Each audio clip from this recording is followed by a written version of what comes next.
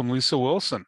Lisa Wilson is an expert who spent 20 years in the human resource industry. She's discovered that people, no matter where they're at, what industry they are the same.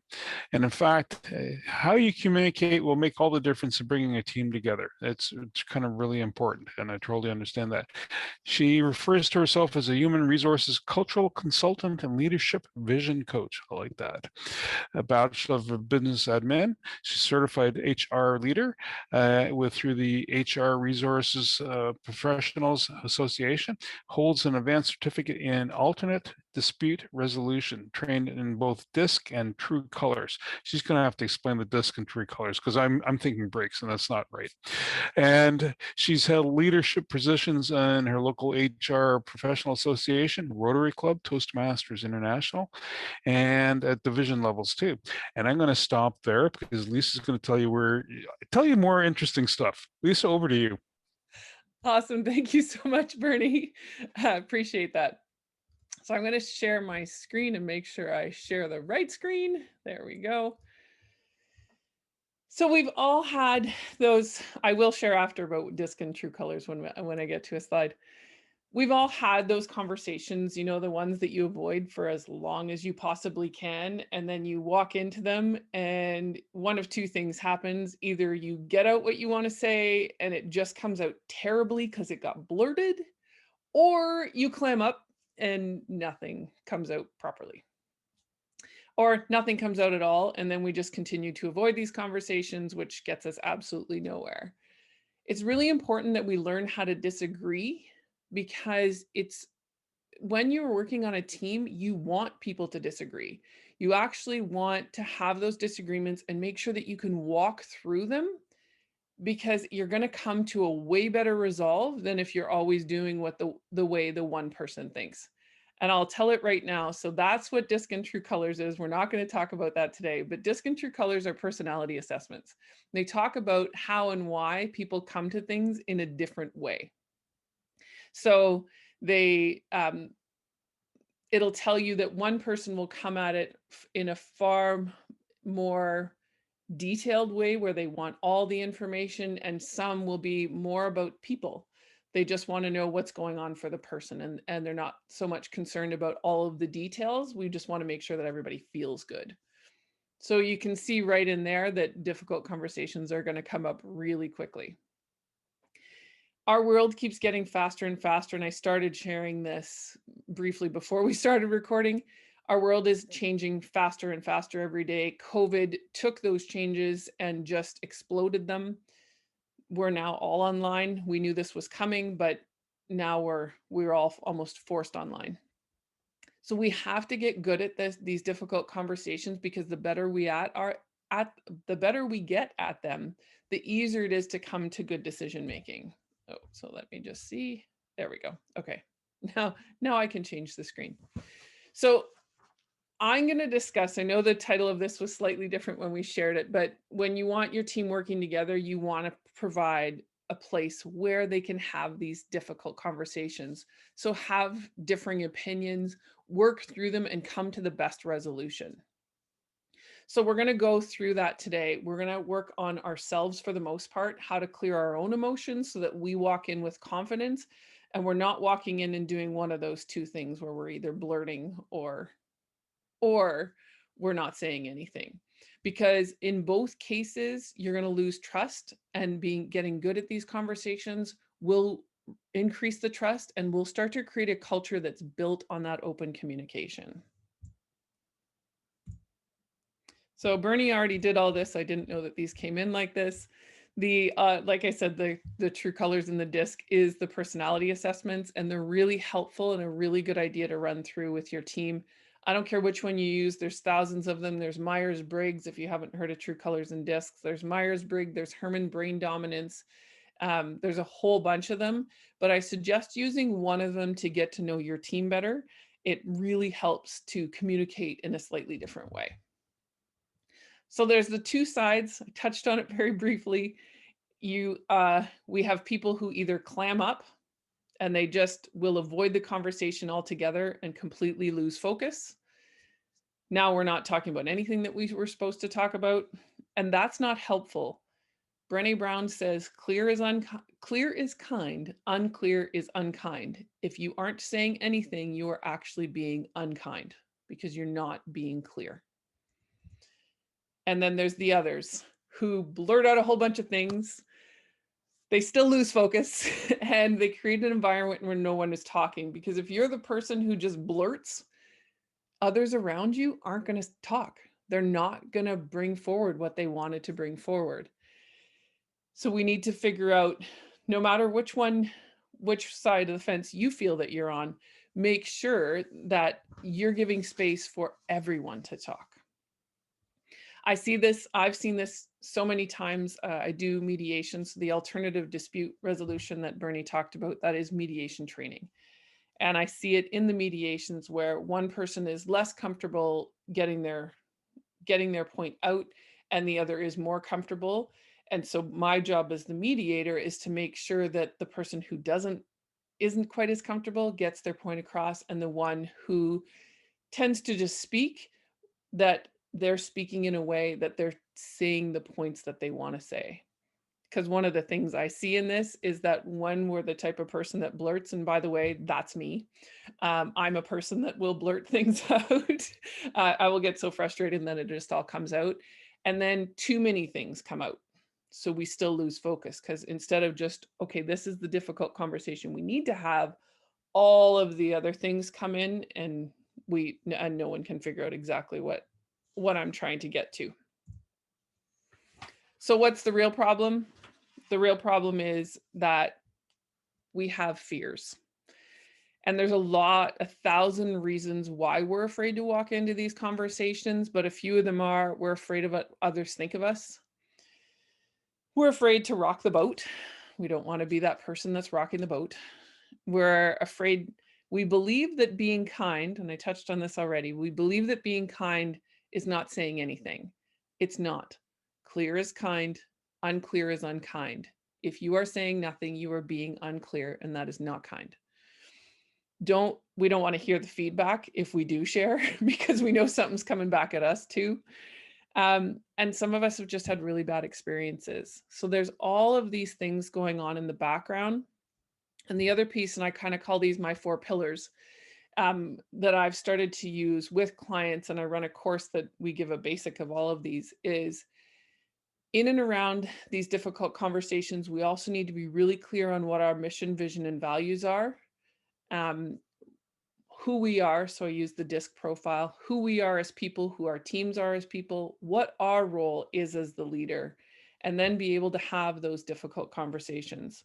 I'm going to change what we call those later, because we do really need this bigger view of the world. And Margaret Ann, I love that you touched on that earlier, is that we need to be people and start treating people as people. Doing this is going to help that. And if you're the leader in your area, you want to create an environment where people feel that they're open to speak. And if you want to do that, everybody needs to be comfortable in having these conversations. So I can have a different opinion than you, and I can share it, and I can share it safely. And that's so important to do. It will help. I know many of us in here are small business owners. It also helps with dealing with clients, by the way. They may not have the experience of dealing with this, but once you go through the steps, you can actually help them to be better at the conversation as well.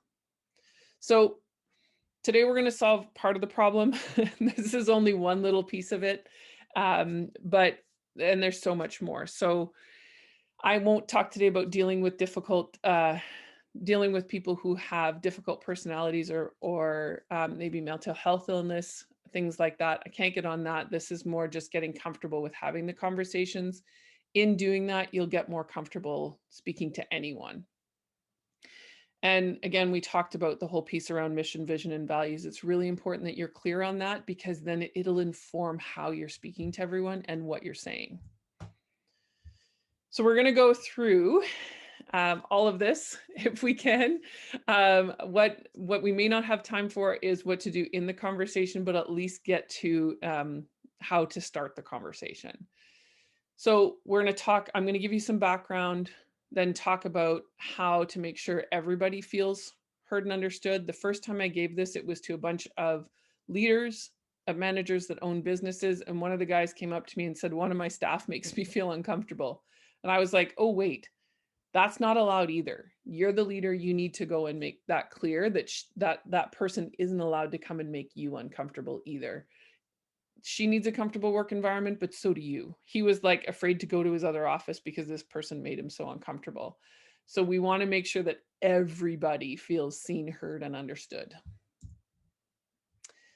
This is a conversation I'm going to just try. I had trouble with this yesterday. Oh, it's going to let me do it. So I've got the chat open now and it'll be on the side here. So hopefully I'll see it as it scrolls up as things come in. Whoops. And so you're welcome to ask questions as we go. I think I've got a couple of spots where I stop and will offer for questions as well. And if not, if you're more comfortable, we'll make sure that there's time at the end as well. So this is a conversation, is a fully safe space. I know we're streaming it live. So if you don't want to ask the question, just private message me and I'll answer without telling your name. We always learn from everyone's experience. So if something's come up for you, please share. And I always like to say we need to have a little bit of fun. So if there's anything else you want to add, just toss it in the chat because we don't have a ton of time. But this is the communication model. Just a quick, has anybody ever seen this before? Okay, Denny's seen it and I'm seeing some heads nodding and some heads shaking. Okay, beautiful. So this is a communication model. I learned it a long time ago.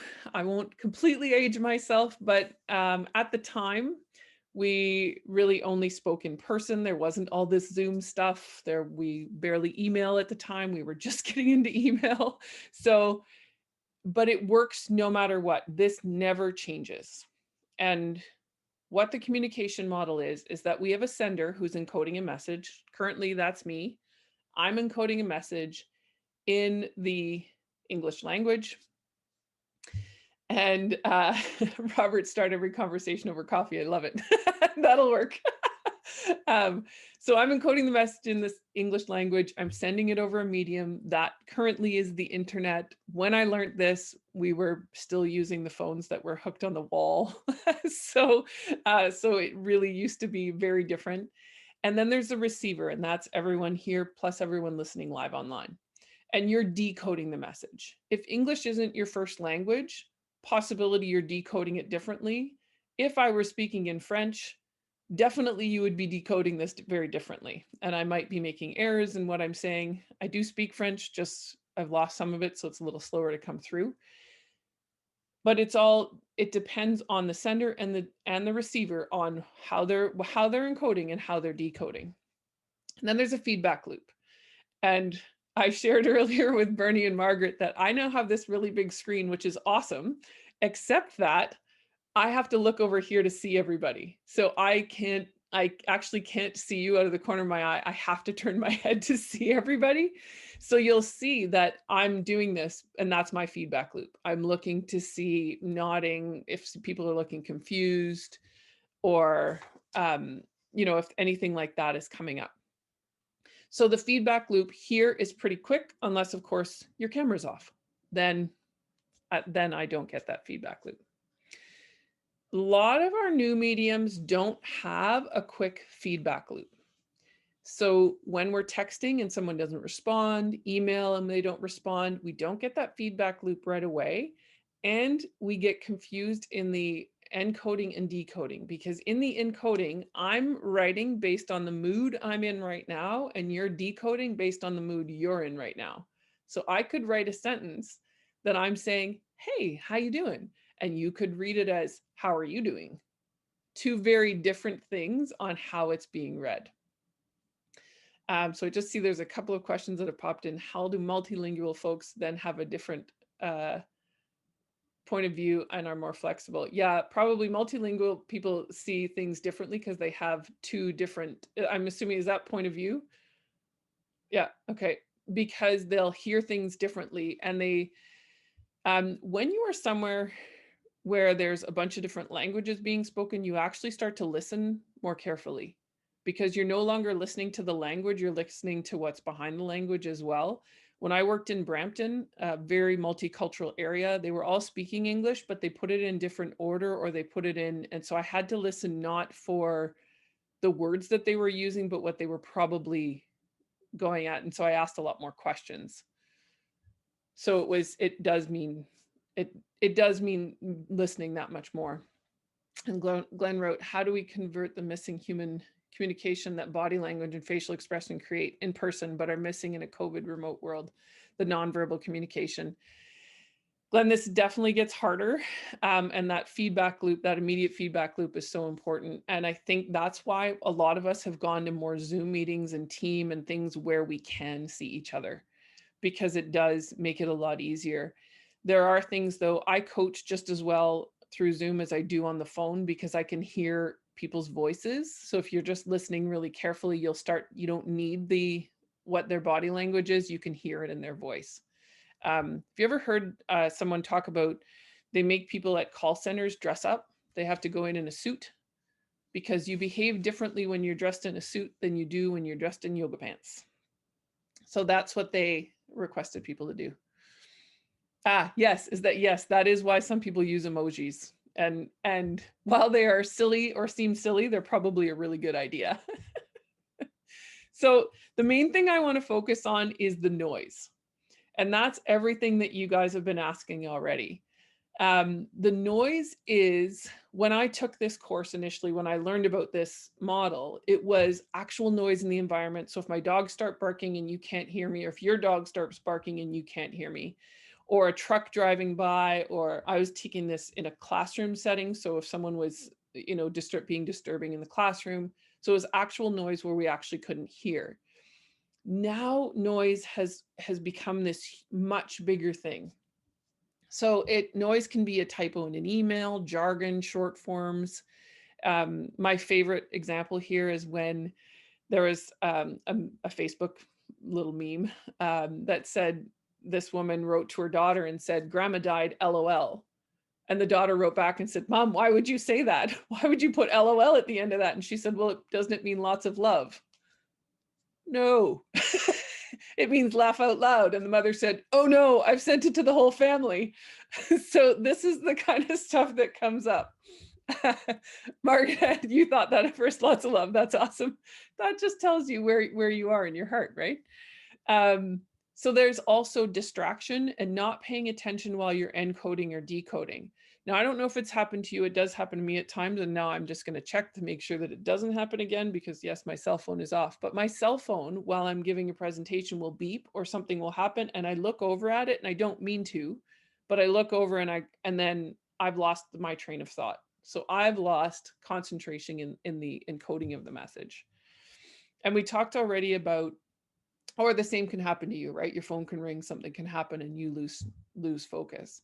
We already talked about different personalities. So different personalities need to be communicated to in a different way. You'll have spoken to someone before who maybe gets annoyed when you're sharing too much detail, or you're the person who doesn't like too much detail and they're sharing too much, so you get annoyed with them. That's different personalities coming into play. The other piece that goes into this, and it's really important when we're talking about creating a team and having these types of conversations, is all these background things. So our values, our beliefs, our personal life experience, expectations, our understanding, and our perception of things. And here's how I show this one. Do we all remember the internet dress? So I'm going to ask for a show of hands, and if you don't want to answer, please don't answer, and I'll explain why I'm saying that specifically in this. Who sees gold and white? Okay, I got a few people.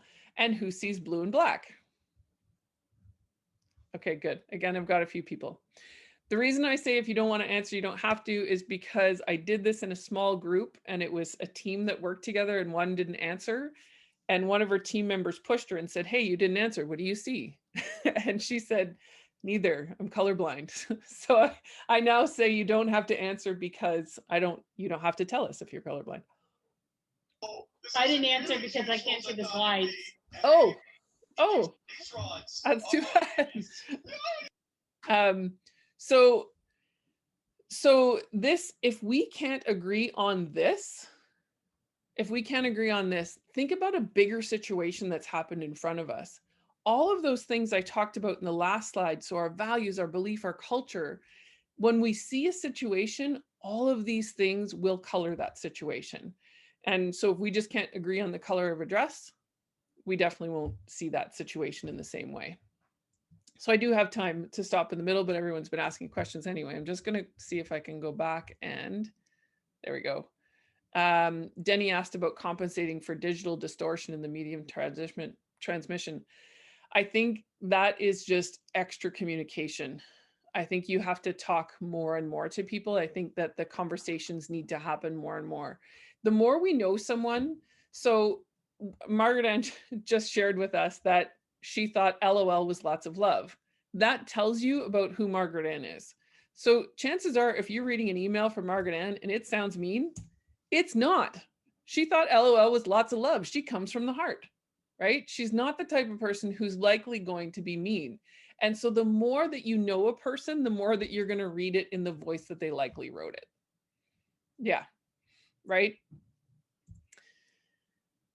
So I keep going with questions. I'll move through those question slides because people are asking, but I'm just going to see how we're doing for time. So this is the ladder of inference. And I'll go through this quickly just to make sure that we have time to get through the whole how we start a conversation. But this was created by someone named Chris Arguris. He has not published it anywhere. I'm not sure exactly where it was, but he has been given credit for the work. We do this like this. It happens really fast. We see what they call a pool of observable data, and that's all the information that's right here in front of me. When I give this in person, it's so much better because I often say, you guys can see what's behind me, but I can't. Now I can, so that changes my whole presentation, but that's how things used to be, right? Whatever's going on outside of here in your house, I have no idea what's going on. I can only see what's happening here. Even with that, we pick data. We only pick the parts that our brain catches. So think about when you've bought a new car and you think, ooh, I bought a fancy new color. And then you start driving around and it's not that fancy and new because they're everywhere. It's not because those cars weren't there before. It's because your brain didn't select that particular data. It wasn't looking for that color before. Now it is. So then we add meaning, make assumptions, draw conclusions, adopt belief, and takes actions. My example for this is, because I was an HR manager, every day I get my coffee at 10 a.m. And at 10 a.m., Joe is having coffee with Jane. Every day I see Joe and Jane having coffee. What do I start to think about Joe and Jane? Margaret Ann's thinking it.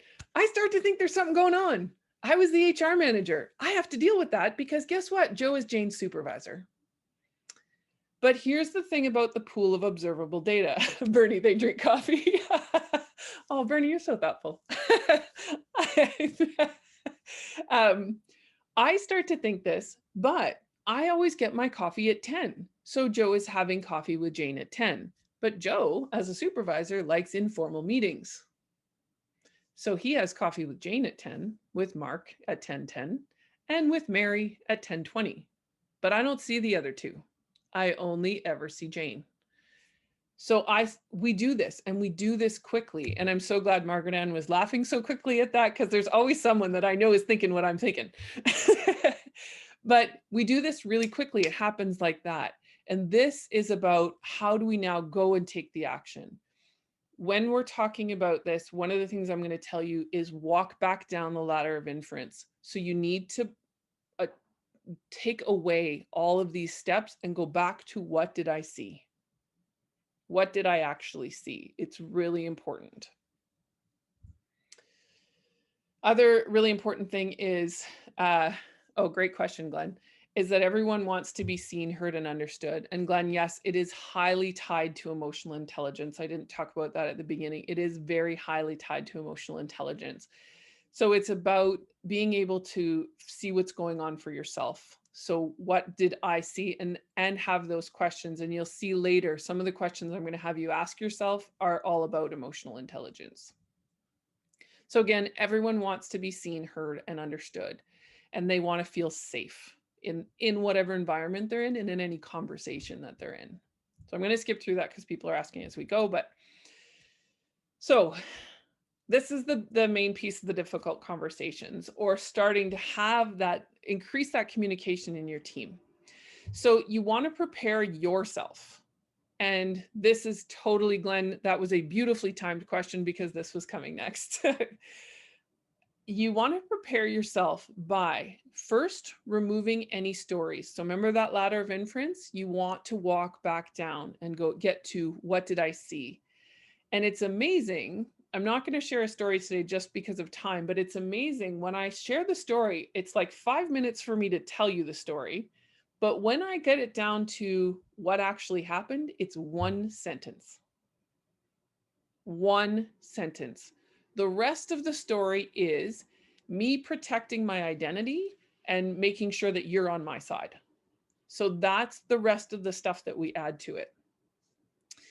The second piece is you want to remove any accusations about their intentions. We are very, very kind about our own intentions, and we are really not so kind about other people's intentions. And that goes across the line. We believe that our intentions are pure, are true and pure, but other people have mean intentions.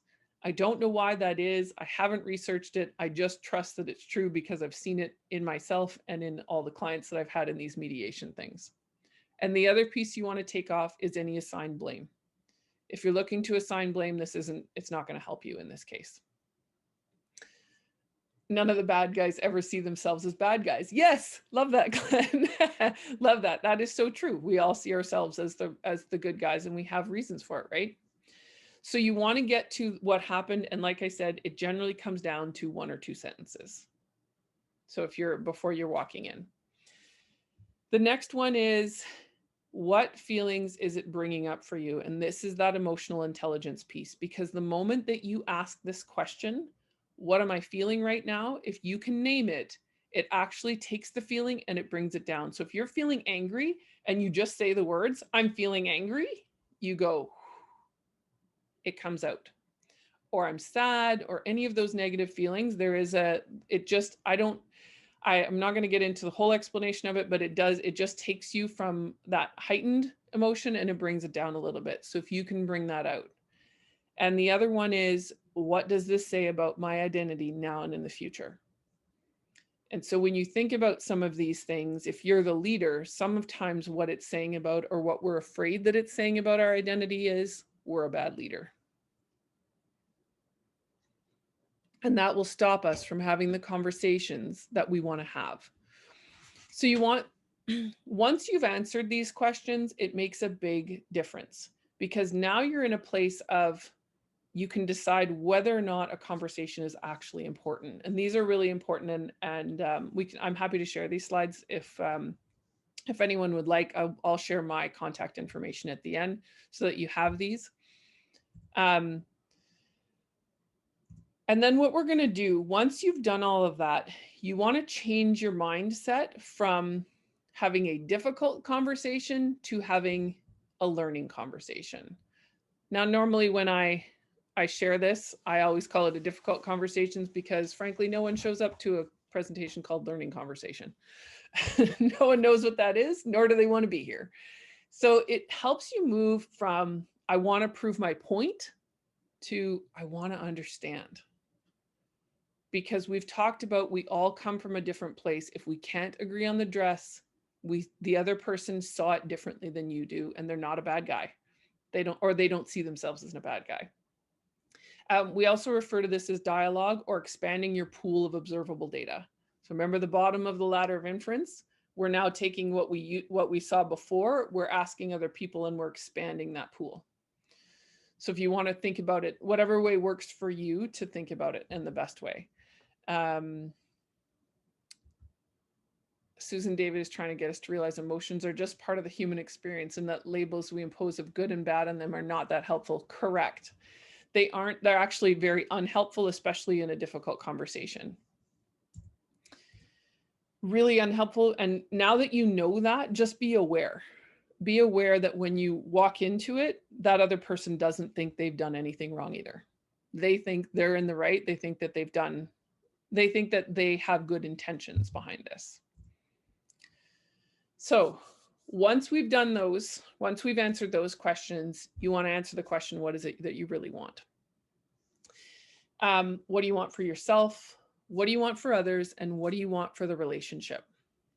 It's really important because this is where you decide, do I even bother with this conversation? And when I have extra time, I'll share a story that I went through. And I actually never had the conversation. When I got to this point, I did not have the conversation. And the reason was, the only reason I was having the conversation was so that they didn't think badly of me.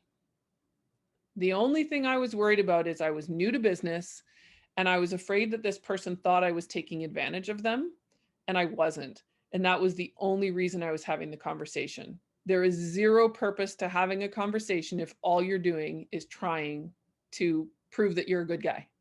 Don't do that. It's not worth the conversation.